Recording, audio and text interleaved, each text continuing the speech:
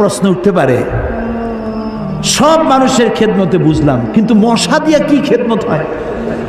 মশার কামড়ের চোটে বাড়ি থাকতে পারি না, এ প্রশ্ন উঠতে পারে কি? উঠতেই পারে। আল্লাহ যদি সবই মানুষের কল্যাণে বানায়, তুই মশা বানাইছি কি কামে? আপনি বোঝেন না, বোঝেন নাই। একটা মশা,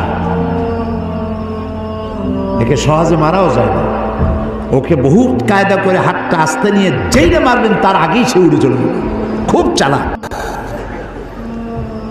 এই মশা কি জন্য বানাইছেন আল্লাহ?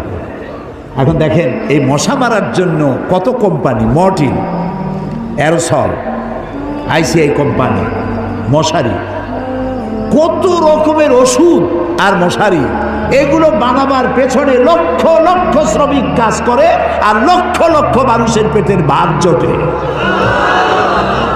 আপনি তো বুঝবেন না কোনটার মধ্যে কি জিনিস আছে, আল্লাহ বানাইছে কেন, তোমার মাথায় তো কুলাবে না। মশা আছে বলেই তো মশারি, মশা আছে বলেই তো মর্টিন বিক্রি হয় জম্মের মতো।